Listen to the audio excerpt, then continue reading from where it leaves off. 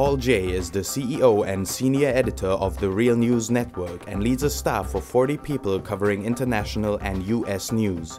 The Real News Network is a non-profit, viewer-supported, daily video news and documentary service. It doesn't accept advertising, government, or corporate funding. He is now heading up an initiative to create a global climate bureau that will produce daily news about the urgency of and solutions to the climate change crisis. Jay is also an award-winning filmmaker and was founding chair of Hot Doc International Documentary Film Festival and executive producer for 10 years of the CBC daily current affairs show Counterspin.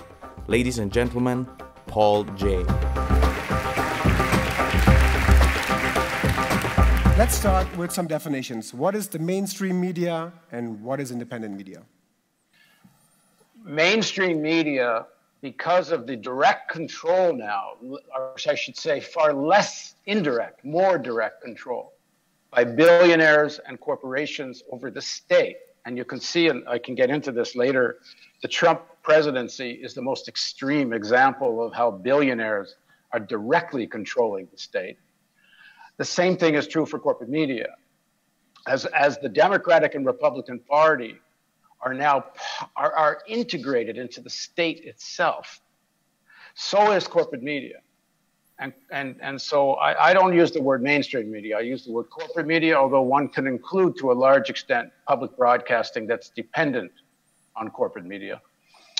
So they won't cover things that the state doesn't want them to cover. And I can give you some, if you ask me, I'll give you some concrete examples. Let's touch on that in a bit, but people consume news almost every day, whether it's a headline on Facebook or now in Munich, I think they have in the subways these screens where they're repeating news all the time, or at 8 p.m. When the main channels broadcast. We talk a lot about what the mainstream or corporate media, as we call it, do wrong, but what is the responsibility of the reader and the viewer? What should he or she take into consideration when consuming news?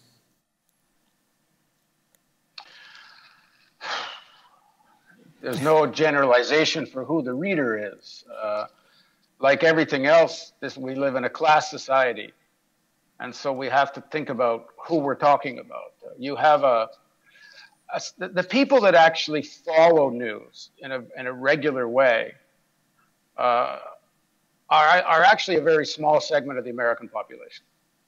Most people don't watch the news every day. And when they do, it's usually local news about their city. There's a stratum in America, which is people who are relatively well educated, from the elites or the upper middle class, if you want. They're more tuned in to the the media in between elections. Now, during elections, of course, more people pay some attention because there's sort of a drama and you're inundated with election information. But even then, something like 40, 45, even more % of the population doesn't even vote. On the day of the big presidential debate, while they got big numbers because Trump was such a sensation, normally most people don't even watch the debates. But there is still a power in news and in daily news, and it's the power of repetition. So what happens is a major story breaks, and corporate media frames it for people. So Putin's the bad guy, America's the good guy. I mean, you can go through any number of stories. It's that repetition every day, the same way they sell soap, that makes it so powerful, which is why we're trying to develop a daily opposition to that. As far as the responsibility of people, of course, it's people's responsibility to be skeptical and to try to find out more. But if you work 2 jobs and you come home exhausted and your kids have to get fed and you're living in a city like we're in Baltimore, I would say the majority of people, one of their primary concerns is they want to be able to get out on the street and not get mugged or get shot, or if you're worried about unemployment and all the anxiety that goes with that. You know, it's not so easy to reach beyond mainstream media. In Baltimore, at least 1/3 of people in Baltimore are not even connected to the internet, and maybe higher than that. People have stuff on their phones, and also it seems so overwhelming, the information flow, and it makes people feel impotent. So our responsibility is we have to break through that. And one of the first things we have to do as independent media is stop talking to each other so much. The widest sections of the white working class in the United States vote for Trump. I mean, clearly his policies are against their interests. You know, you don't need to know very much to know that. But people are cut off from these kinds of information. And we in the independent media, we're not making enough effort to go where the people are, to speak to them. Like one of the things we're going to do, we're setting up a unit to start kind of experiment. It's one of the reasons we came to Baltimore, frankly, to start talking to the ordinary people who are suffering most. But we're also going to set up a production team in a swing district in southern Pennsylvania and try to talk to people that voted for Trump and learn how to speak to that section of the people. Because this is what change is going to come from. We can talk to each other till we're blue in the face.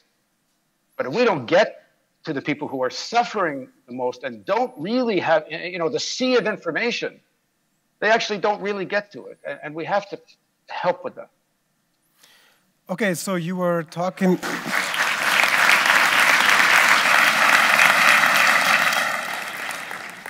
So there are a number of ways in how information can be distorted. It's not just always a straight up lie.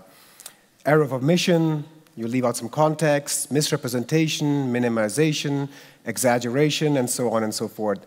Can you talk about some cases where news has been distorted? Yeah, I'll give a few that I think are critical, and they relate to this issue of why there's a Trump presidency. I'll start with one. The coverage of 9/11 and why 9/11 took place, how it took place, was certainly on a historic level one of the greatest failures of any sense that mainstream corporate news plays a role of journalists. First and foremost, during the whole critical period following 9/11, the months leading up to the invasion of Afghanistan and afterwards, it was practically banned to talk about U.S. foreign policy. I ran this show on CBC at the time called Counterspin, and we had an actual debate 4 days after 9/11. And the morning we did the show, there were newspapers, English-speaking newspapers all across the world. I can't speak for non-English speaking because of my ignorance, because I can't read other newspapers. But there was an editorial which said, if you try to connect U.S. foreign policy to the events of 9/11, if you talk about blowback, you're capitulating to terrorism and you're blaming the victims. Well, that was, we had that debate. We defied it, you could say. We were one of the very few in that initial few months that didn't cave under the pressure to that. But that created this whole narrative of Islamic terrorism as the enemy. Worse than that, the worst part of the narrative was that we were fighting evil. It became a great morality play that corporate media more or less bought into because they were terrified of the pressure from the White House. A president, most people don't even remember this. There was a TV show on American television prior to 9/11 called That's My Bush. It was a satire about the Bush family while they were in the White House. He was a subject of ridicule. After 9/11, all of a sudden he's a great hero. Number two, that was the 9/11 piece. There was evidence then, and there's been great amount of evidence since, that at the very least, the Bush-Cheney administration sat on information and didn't act, information that might have led to preventing 9/11, at the very least. We did an interview with Bob Graham a year ago, another one more recently. Bob Graham was the co-chair of the Senate Intelligence Committee. And in that interview, I asked him, do you think that Bush-Cheney deliberately created a culture of not wanting to know in the American intelligence agency? And he said, yes. He said, if all the players on a football field are running in the same direction, there has to be a head coach. I asked him later, even more direct, is Bush-Cheney responsible for deliberately, not through confusion or miscommunication of the intelligence agencies? And if people want to look into this or look at our interviews, there's any number, at least 8, 9, 10 concrete pieces of intelligence, if acted on, would have prevented 9/11. Anyway, corporate media, no reporting. We, after interviewing Bob Graham, sent an email message to all the major news organizations in the United States, giving them free access to our interview with Bob Grant. This is a serious guy, you know, the co-chair of the Senate Intelligence Committee, means he's an insider in American intelligence. Not a single news organization responded. So if they had gone after 9/11 with any seriousness, and who knows if there'd be a Republican Party now. Number 3, the Iraq War. I'll do this quickly. The Iraq War was clearly illegal. The mainstream media should, any journalism worth any kind of journalistic salt would have pursued that. This is an illegal war, which means it's a war crime, which means when President Obama is elected, he should have investigated Bush Cheney for war crimes and, frankly, for the 9/11. What would be left of the Republican Party if he had done that? I'll quickly do 2 more if you want. We are running out of time. I have to move on with the next question. Let me do it very fast. All right, I'll give you. Okay. The financial meltdown, the power of finance, the extent to which how parasitical capital has become, and the power over politics. You cannot cover the events of 07-08 crash, the Wall Street Obama team that saved it and who they saved it for. You cannot talk about all this without dealing with that. And corporate media simply didn't deal with the power of finance in a serious way. And of course, the most important thing, this is why I insist on continuing, is climate change.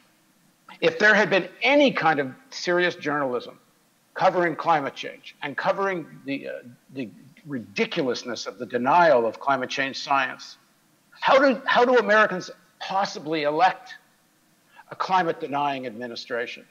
It's the #1 crime of mainstream media, is the lack of coverage of climate change and how serious and urgent the crisis is.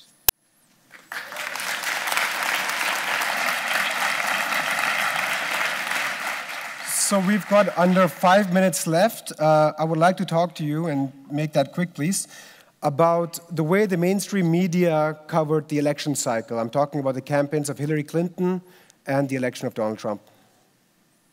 Well, of course, the main thing they did wrong was not cover the things I just talked about. Yes, they gave Trump a lot of free media, but everyone... Do they have a role in Trump's election? Yeah, of course. I mean, they gave him an enormous amount of free media by covering his buffoonery, and instead of covering any of the most outrageous issue, his climate denial.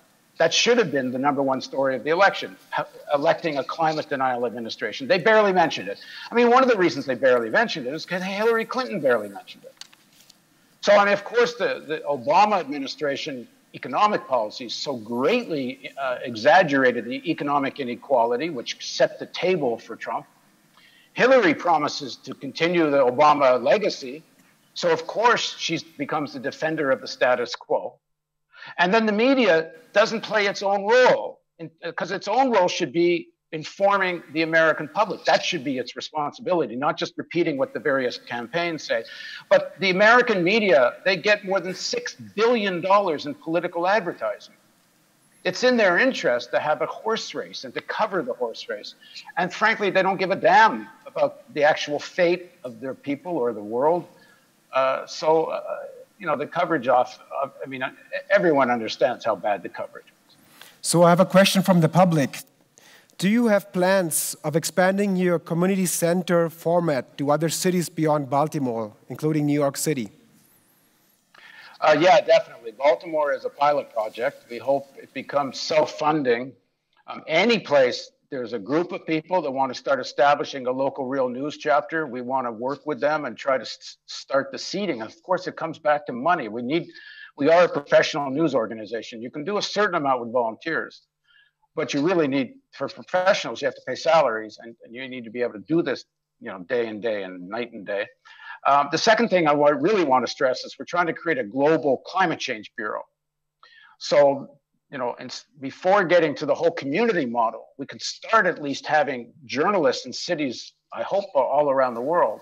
There is nothing more important right now than framing everything from within the framework of what's happening to the planet and the climate.